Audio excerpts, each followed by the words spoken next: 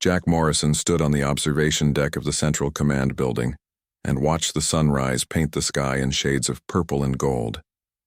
The alien sun cast its light across fields of green crops that stretched to the horizon. 30 years ago, this planet had been nothing but rocks and dust. Now it was home to 50,000 people who had built something beautiful from nothing. The colony of New Haven sat in a valley between two mountain ranges. The mountains protected the settlement from the harsh winds that swept across other parts of the planet. Clear streams ran down from the peaks and fed the irrigation systems that kept the crops healthy. The air smelled of flowers and fresh earth instead of the metal and chemicals that had filled the early days of terraforming. Lisa Carter walked through her laboratory and checked the readings on her equipment. She was the chief scientist who studied the planet's life forms. Her work had helped the colonists understand how to live alongside the native creatures without harming them. The small purple plants that grew everywhere had turned out to be very helpful. They cleaned toxins from the soil and made it perfect for earth crops. Kevin Walsh worked in the greenhouse complex where he grew new types of plants. He mixed earth seeds with soil that contained the purple native plants. The results were amazing. Tomatoes grew twice as large as they did on Earth. Wheat produced 3 times more grain. The colonists never went hungry because Kevin and his team had learned to work with the alien ecosystem instead of fighting against it. Amy Brooks spent her days exploring the caves and rock formations around the colony. She was a geologist who studied the planet's structure. Her discoveries had led to finding water sources and mineral deposits that the colony needed. She had also found something unexpected deep in the caves, strange crystals that seemed to store energy from the alien sun. The colonists were still learning what these crystals could do. The civilian leader of the colony was Susan Phillips. She had been elected mayor 3 times because people trusted her to make good decisions. Susan worked closely with Jack Morrison to make sure the military and civilian sides of the colony cooperated. She spent most of her time solving problems and planning for the future. The colony was growing fast and needed more housing and schools. Maria Martinez ran the medical center where she took care of sick and injured colonists. She was also studying how human bodies changed when living on an alien world. The children who had been born on the planet were different from their parents in small ways. They could see better in the purple light of the alien sun. Their lungs worked more efficiently in the thinner air. Maria documented these changes and sent reports back to Earth. Her son Danny was 10 years old and had never seen Earth. To him, this alien world was simply home. He played in parks where earth flowers grew next to glowing native plants. The bioluminescent vegetation made the parks beautiful at night when they glowed soft blue and green. Danny and his friends had learned to read the patterns of the glowing plants. Different colors meant different things about weather and seasons. The colony had 3 main cities connected by magnetic trains that ran silently through the valleys. The central city held the government buildings and research facilities. The northern city focused on agriculture and food production. The southern city housed the manufacturing plants where colonists built tools and machines they needed. Ryan Mitchell commanded the security forces that protected the colony. He had 100 soldiers under his command, but they rarely had much work to do. Crime was almost unknown in the colony. People worked together and helped each other. The biggest problems Ryan dealt with were accidents and the occasional wild animal that wandered too close to the settlements. Pete Johnson maintained the fusion reactors that powered everything in the colony.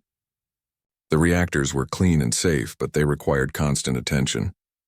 Pete and his team had improved the original Earth designs by using some of the energy-storing crystals that Amy had found. The new hybrid power system was more efficient than anything back on Earth. The spaceport sat on a plateau above the main city. Ships arrived every few months, bringing supplies and new colonists from Earth. The journey took 2 years, which meant that news from home was always old by the time it arrived. The colonists had learned to be independent and self-sufficient. Helen Turner worked in the diplomatic office even though there had never been any aliens to negotiate with. Her job was mostly administrative, but she dreamed of the day when humanity might meet other intelligent species. She studied alien contact protocols and practiced first contact procedures. Her office maintained translation software and cultural databases just in case. The children attended schools where they learned about both Earth history and their new world. Teachers like Beth Warren made sure the young colonists understood where humanity came from while helping them adapt to where they were going. The children were proud of their unique home and the amazing things their parents had accomplished. In the evenings, families gathered in community centers to share meals and stories. The colonists had created new traditions that mixed Earth customs with experiences from their alien home. Harvest festivals celebrated both Earth crops and native plants. Music incorporated the sounds of alien wildlife. Art featured the strange beauty of purple skies and glowing forests. The colony was proof that humans could build something good anywhere they went. They had taken a dead world and filled it with life. They had learned to work with alien nature instead of destroying it. Children grew up healthy and happy. Adults found purpose in building something larger than themselves. Jack Morrison felt proud as he watched the colony wake up for another day. People emerged from their homes and began their daily work. Farmers headed to the fields. Scientists went to their laboratories. Teachers prepared for classes. Everyone had a role to play in making their world better. The success of New Haven had exceeded everyone's expectations. What had started as a desperate attempt to expand human civilization had become a model for how to live in harmony with alien environments. Reports sent back to Earth encouraged other colonies and helped improve terraforming techniques across human space. Nobody knew that their success was being watched by unfriendly eyes from deep space. The ships appeared without warning on a clear morning when the alien sun was rising over the eastern mountains. Jack Morrison received the alert in his office and immediately called all department heads to the command center. The radar systems showed 3 large vessels in orbit around the planet. They were unlike any human design and clearly came from another species. Helen Turner felt her heart racing as she reviewed the first contact protocol she had practiced for years. This was the moment humanity had been waiting for since they first reached for the stars. She activated the universal translation systems and prepared communication channels. Her hands shook slightly as she typed commands into her computer. The alien ships remained silent for 6 hours while the colonists watched and waited. Everyone in New Haven knew something historic was happening. People gathered in the streets and pointed at the sky where the ships could be seen as tiny dots during the day. Children asked their parents if the visitors were friendly. Adults tried to hide their nervousness. Finally, the aliens sent a message. The translation software worked better than anyone had hoped. The message was simple and seemed peaceful. The beings called themselves Zolarians and said they were explorers who wanted to learn about human civilization. They asked permission to land and meet with colony leaders. Susan Phillips called an emergency meeting of the Civilian Council, while Jack Morrison consulted with his security team. Ryan Mitchell expressed concerns about allowing armed aliens to land on the planet, but Helen Turner argued that humanity needed to show good faith to make a positive first impression on galactic civilization. The decision was made to welcome the aliens. A landing zone was prepared at the spaceport, and security measures were put in place. The colonists were told to continue their normal activities but to report any problems immediately. Everyone was excited and nervous about meeting beings from another world. The Zolarian shuttle landed gracefully on the designated pad. The aliens who emerged were humanoid but clearly not human. They stood 7 feet tall with crystalline skin that reflected light in rainbow patterns. Their faces were angular with large eyes that seemed to see everything. They moved with fluid grace and wore robes that shifted color with their movements. The leader introduced himself as Overlord Thektar through the translation device Helen had brought to the landing pad. His voice was deep and resonant.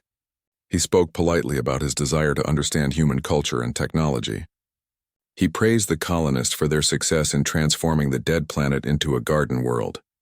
For 3 weeks, the Zolarians lived among the colonists as honored guests. They were given quarters in the central city and access to most areas of the colony. They showed intense interest in human terraforming technology and agricultural methods. Lisa Carter spent hours explaining her research on native life forms and how humans had learned to work with alien ecosystems. Pete Johnson demonstrated the fusion reactors and explained how the colonists had improved Earth technology using local resources. The aliens seemed fascinated by the energy crystals Amy Brooks had discovered. They asked detailed questions about mining techniques and crystal properties. Their curiosity appeared genuine and scientific. Kevin Walsh showed them through the greenhouses where earth plants grew alongside native species. The aliens seemed amazed by the hybrid crops that produced such abundant harvests. They took detailed recordings of everything they saw and asked permission to take samples. The humans gladly shared their knowledge. Children like Danny Martinez were not afraid of the strange visitors. The aliens seemed amused by human children and watched them play in the parks. Some Zellarians even participated in games and tried to learn human sports. Their attempts at playing soccer were clumsy but entertaining. Maria Martinez provided medical examinations to the aliens to ensure that diseases could not pass between the species. The Zellarians submitted to testing willingly and shared information about their own biology. Everything seemed to be going perfectly for the first peaceful contact between humans and aliens. But Ryan Mitchell noticed things that troubled him. The aliens always traveled in groups and positioned themselves to watch multiple areas at once. They asked very specific questions about the colony's defenses and communication systems. When he shared his concerns with Jack Morrison, the commander told him to remain alert but not to cause diplomatic incidents. The aliens spent time studying the spaceport and the orbital communication arrays. They claimed to be interested in human space travel technology. Helen Turner escorted them personally and answered their questions about Earth's space program. She was proud to show off human achievements and hoped to establish trade relationships. The 22nd day of the visit, Overlord Tektar announced that his people had learned much and would soon return to their home world. He thanked the colonists for their hospitality and promised that the Zellarians would remember human kindness. Plans were made for a farewell ceremony the following day. That night, everything changed. The attack began at 3 a.m. when most colonists were asleep. Orbital bombardment from the Zellarian ships targeted the communication arrays first. The spaceport control tower exploded in a ball of fire. The main government building where Jack Morrison lived was destroyed in the second wave of attacks. Ryan Mitchell was awakened by the explosions and immediately activated emergency protocols. He tried to contact Jack Morrison but received no response. The command center was in ruins and most of the senior staff were dead or missing. Ryan took command and began organizing whatever defense was possible. The Zellarians in the colony revealed their true nature as the orbital bombardment continued. They produced weapons from hidden compartments in their quarters and began systematically hunting down colonists. Their earlier questions about colony layout and defensive positions had been preparation for this moment. Helen Turner was in her apartment when Zellarian soldiers broke down her door. She had trusted these beings and welcomed them as friends. The betrayal was complete and devastating. Her screams were heard by neighbors who then faced the same fate. The diplomatic protocols she had studied were useless against an enemy that had never intended peace. Lisa Carter tried to destroy her research data to prevent the aliens from using it against other human colonies. She managed to activate emergency deletion programs before Zellarian soldiers found her laboratory. Her final act was to try protecting knowledge that could be used against her own species. Maria Martinez worked frantically in the medical center treating wounded colonists who managed to reach safety. The building became an impromptu shelter and command post for survivors. She organized triage and tried to save as many lives as possible while the colony burned around them. The slaughter was systematic and brutal. The Zellarians had studied human settlements for 3 weeks and knew exactly how to destroy them efficiently. They targeted key infrastructure first, then hunted down individual families. No mercy was shown to children or elderly colonists. Beth Warren managed to reach the backup communication center in the basement of the school where she taught. As explosions shook the building above her, she worked desperately to send a message to Earth. The transmission would take months to reach home, but it might warn other colonies about the Zellarian threat. The attack lasted 48 hours. When it ended, 50,000 humans were dead and New Haven was in ruins. The beautiful colony that had taken 30 years to build was destroyed in 2 days. The Zellarians had learned everything they wanted about human technology and then eliminated the witnesses. As the alien ships departed, they left behind only death and destruction. The garden world that had been humanity's proudest achievement became a graveyard under purple skies. Beth Warren's hands shook as she typed the final words of her transmission to Earth. Explosions above her head made dust fall from the ceiling of the underground communication center. She could hear Zellarian soldiers searching the school building room by room. Time was running out, but she had to finish the message. That might save other human colonies. The transmission contained everything the colonists had learned about Zellarian technology during their 3-week visit. Lisa Carter's research notes were included along with detailed recordings of alien equipment and weapons. Beth had gathered data from every department head who had worked with the visitors. If she was going to die, she would make sure her death meant something. The backup transmitter was not powerful enough to send the message quickly. Beth watched the progress bar crawl across her screen while boots thundered overhead. She had managed to lock the basement door, but knew it would not hold the aliens for long. The message was 90% complete when she heard them trying to break down the barrier. Her final words were simple and direct. New Haven is gone. All colonists dead. Solarian Empire responsible. Attached data shows their shield harmonics and weapon signatures. They underestimated us. Don't let our deaths be meaningless. She hit the send button just as the door exploded inward. The message traveled through space for 6 months before reaching Earth. During that time, the people of Earth continued their normal lives, unaware that humanity's first contact with aliens had ended in genocide. Ships continued to launch toward distant colonies.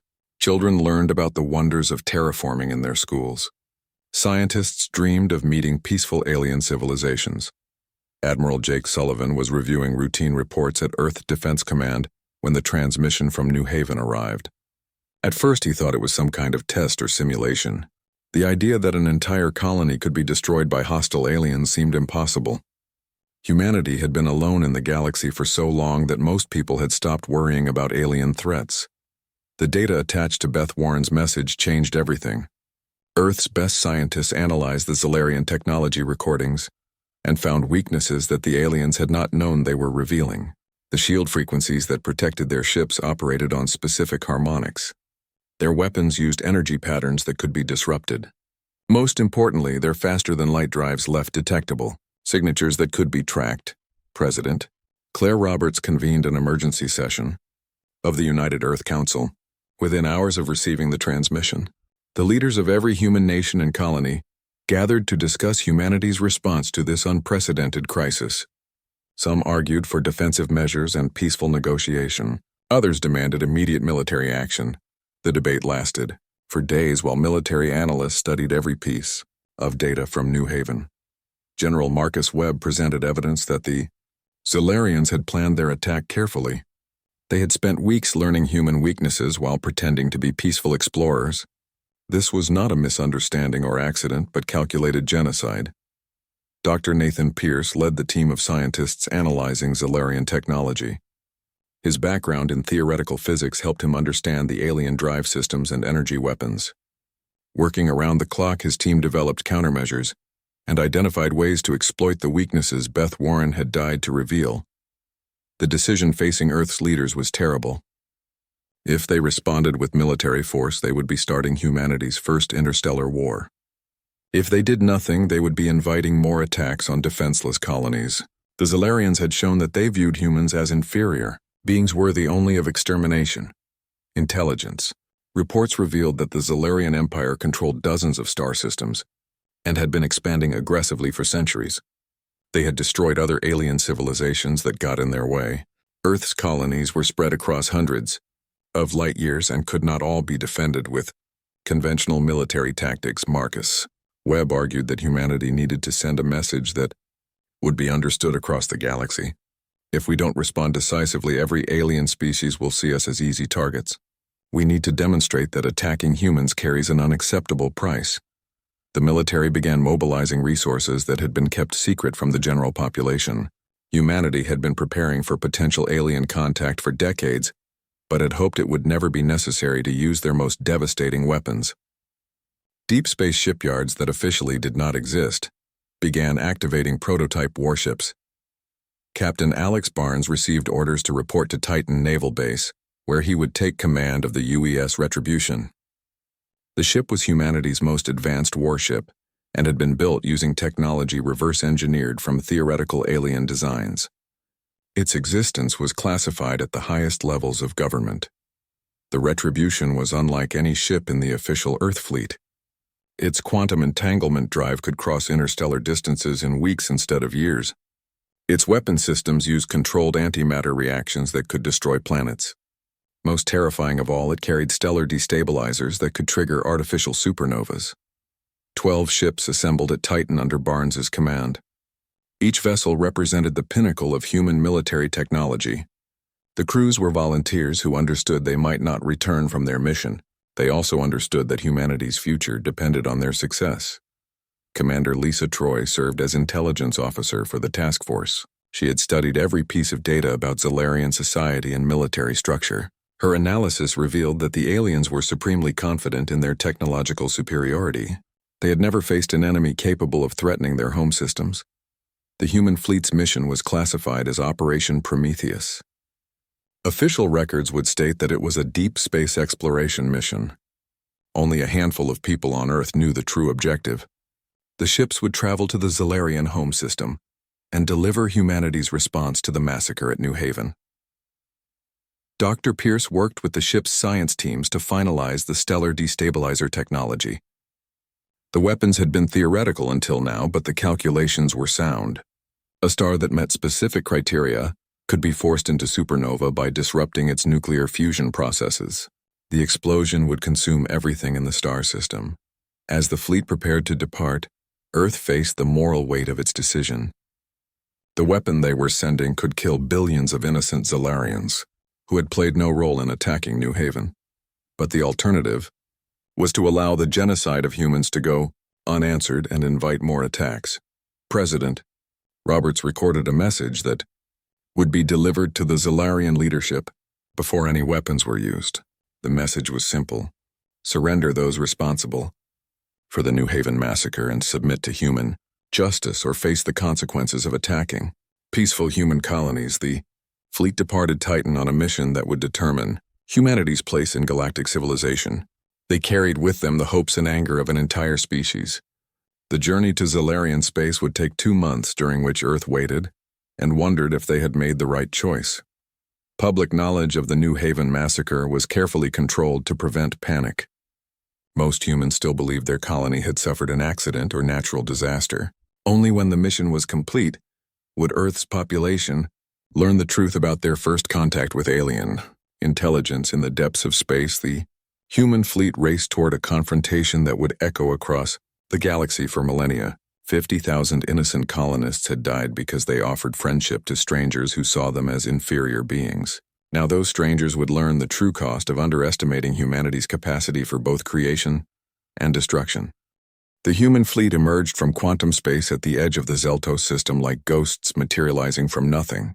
Captain Alex Barnes stood on the bridge of the UES Retribution and watched the tactical display populate with enemy contacts. Hundreds of Zalarian ships patrolled the system in defensive formations that had protected their homeworld for thousands of years. The Zalarians detected the human arrival immediately, but their sensors could not properly identify the strange ships. The quantum entanglement drives that had brought the human fleet across interstellar space in 2 months used technology that the aliens had never encountered. Their electromagnetic signatures were unlike anything in Zalarian databases. Admiral Tekvar commanded the Zalarian home fleet from his flagship in orbit around Zeltos Prime. He received reports of unknown vessels entering the system but was not concerned. 12 small ships against his fleet of 300 was not even worth his personal attention. He ordered a patrol squadron to investigate and destroy the intruders. What the Zalarians did not know was that humanity had been preparing for this moment since they first reached for the stars. Every human colony ship had carried defensive weapons disguised as mining equipment. Every research station had hidden military sensors. The peaceful exploration of space had been carefully planned to mask the development of humanity's true military capabilities. The human fleet that now approached Zeltos Prime represented 60 years of secret military development. Scientists had worked in hidden laboratories to develop weapons based on theoretical physics. Engineers had built ships in asteroid belt facilities that did not appear on any official records. Humanity had prepared for war while hoping it would never come. Commander Lisa Troy analyzed the Zalarian defensive positions from her station on the Retribution. The alien formations were impressive but predictable. They relied on overwhelming numbers and superior firepower, rather than tactical innovation. Their ships moved in rigid patterns that could be exploited by more flexible human tactics. The lead Zalarian squadron approached the human fleet with casual confidence. 24 heavy cruisers against 12 unknown vessels seemed like an easy victory. The squadron commander opened fire at maximum range, expecting to destroy the intruders before they could respond. The alien plasma weapons lit up space with brilliant energy discharges. But the human ships were not where the Zalarian targeting computers said they should be. The quantum drives allowed impossible maneuvers that defied conventional physics. Ships flickered in and out of normal space, making them nearly impossible to target accurately. The alien weapons passed harmlessly through empty space. The human response was devastating. Antimatter torpedoes accelerated to significant fractions of light speed and struck Zalarian shields with the force of small suns. The alien defensive barriers that had protected their ships for millennia collapsed instantly. Secondary explosions tore through hulls designed to withstand conventional weapons. In less than 30 minutes, the entire Zalarian squadron was destroyed. Not a single human ship had been damaged. The battle had been so one-sided that it seemed impossible. Admiral Thekvar watched the tactical display in shock as 24 of his best ships simply ceased to exist. Captain Barnes opened communication channels to the Zalarian command ship. His message was broadcast on all frequencies so that every alien vessel could hear it. The words were translated into the Zalarian language using data stolen from New Haven before its destruction. I am Captain Alex Barnes of the United Earth Space Forces. You destroyed the human colony of New Haven and murdered 50,000 innocent civilians. We demand the immediate surrender of those responsible for this war crime. If you refuse, we will demonstrate why attacking humanity is extinction behavior in this galaxy. Admiral Thekvar responded with anger and disbelief. His message was filled with threats about the mighty Zalarian Empire and its thousands of years of galactic dominance. He claimed that humans were an inferior species that had no right to make demands of their betters. He ordered his entire fleet to attack and destroy the human vessels. The Battle of Zeltos Prime began in earnest as 300 Zalarian ships moved to engage 12 human vessels. The aliens expected their numerical superiority to overcome whatever technological advantages the humans possessed. They had never faced an enemy that combined advanced technology with innovative tactics. Dr. Nathan Pierce monitored the stellar destabilizer systems from the Retribution Science Station. The weapon was ready but would only be used if conventional victory proved impossible. He hoped that demonstrating human military superiority would be enough to force Zalarian surrender without requiring planetary genocide. The human fleet split into 4 groups and attacked the Zalarian formations from multiple directions simultaneously. The quantum drives allowed them to appear anywhere on the battlefield without warning. Antimatter weapons destroyed enemy ships faster than the aliens could target their attackers. Captain Barnes coordinated the attack with precision that demonstrated humanity's superior understanding of three-dimensional space combat. Human ships worked together in perfect harmony, while Zalarian formations became confused and disorganized. Individual alien ships were powerful, but their commanders could not adapt to the chaotic nature of quantum warfare. The UES Retribution alone destroyed 17 Zalarian cruisers in the first hour of battle. Its weapon systems used controlled gravitational fields to crush enemy hulls from the inside out.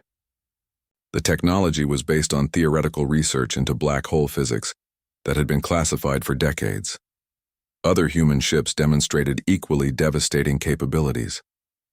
The UES Vengeance used temporal displacement weapons that aged enemy hulls to the point of structural failure. The UES Nemesis employed dimensional rifts that transported Zalarian ships into empty spacelight years away from the battle.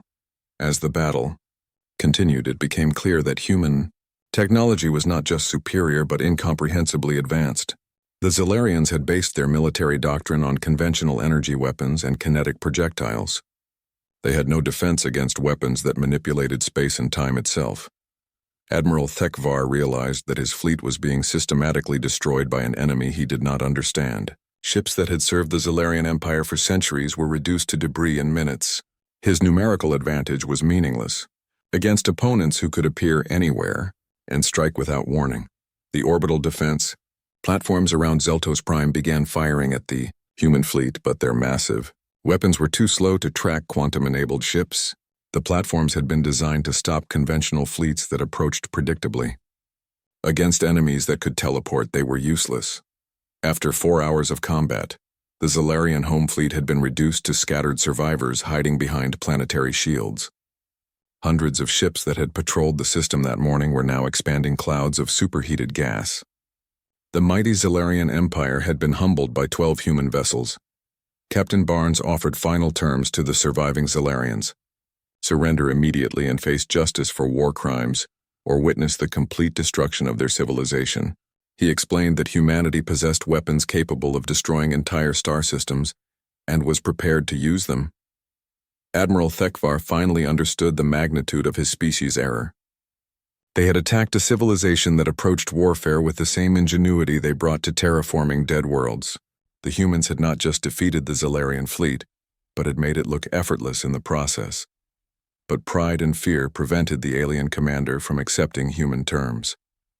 He activated the planetary defense systems and prepared for a final desperate battle. He believed that the massive fortress shields protecting Zeltos Prime could withstand any attack the humans might launch. Dr. Pierce received authorization to deploy the stellar destabilizer. The weapon would ensure that the Zalarian threat to humanity ended permanently. No alien species would ever again underestimate human resolve. After witnessing what happened to those who attacked peaceful human colonies, the galaxy was about to learn that humanity's capacity for creation was matched only by their willingness to destroy those who threatened innocent human lives. Dr. Nathan Pierce's hands moved across the control panel with careful precision as he activated the stellar destabilizer array. The weapon had been theoretical until this moment, but the calculations were perfect.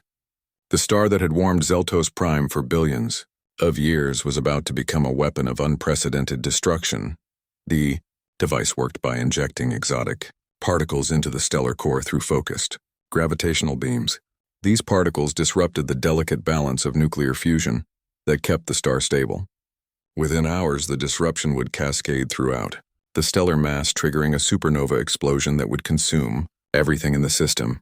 Captain Alex Barnes watched the readings on his display as the weapon began its work. There was no visible change in the star yet, but quantum sensors detected the growing instability deep within its core. The process could not be stopped or reversed once it reached critical threshold.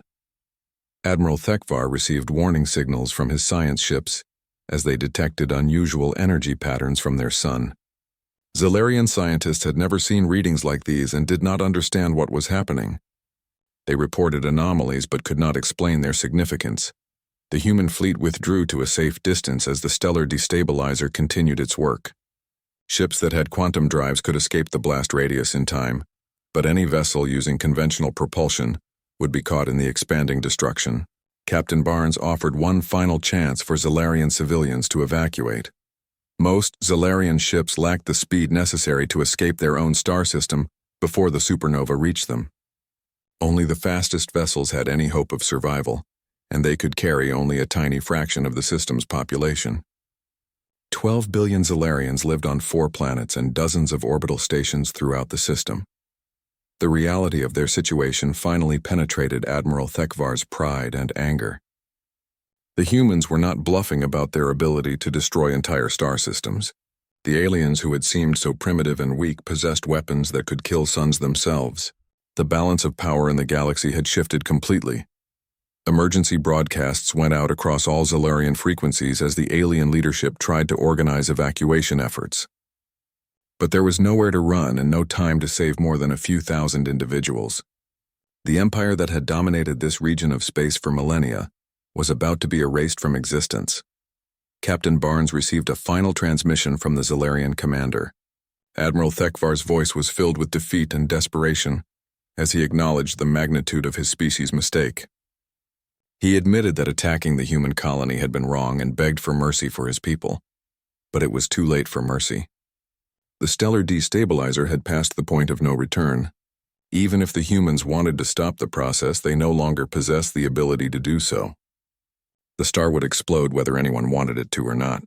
Physics had taken control of the situation.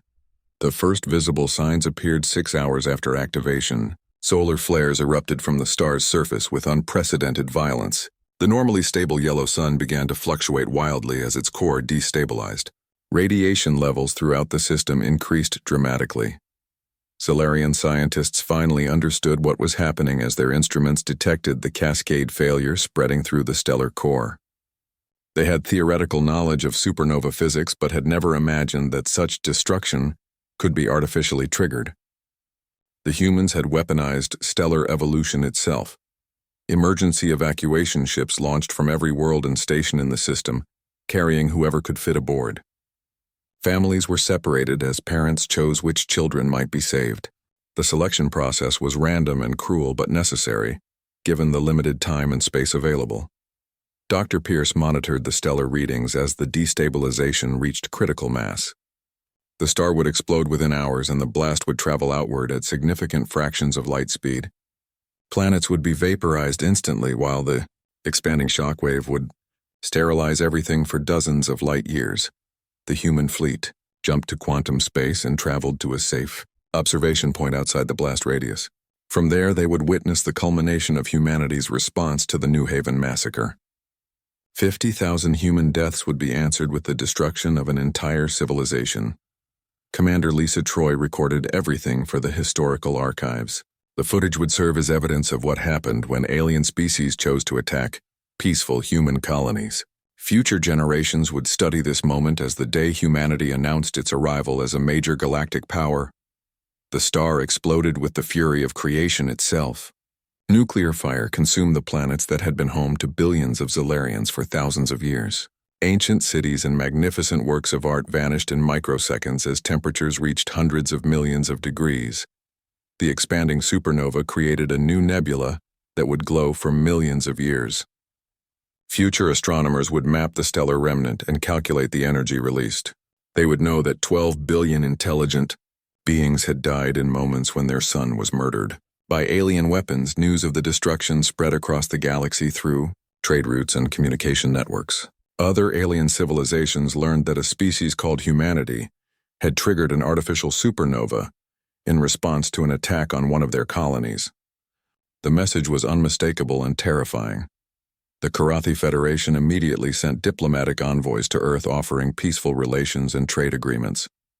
They had no desire to test human military capabilities after witnessing the fate of the Zellarian Empire. Other species made similar overtures as word spread through galactic civilization. Some alien species withdrew from human space entirely rather than risk accidental conflict. The Zenthari Collective abandoned mining operations near human colonies and retreated to their core systems. They would rather lose valuable resources than risk triggering human retaliation. Captain Barnes and his fleet returned to Earth as heroes who had avenged the New Haven massacre. But their victory felt hollow knowing that billions of innocent Zellarians had died alongside those responsible for the attack. War was never clean and revenge always carried a price. The human population learned the truth about New Haven and humanity's first contact with alien intelligence.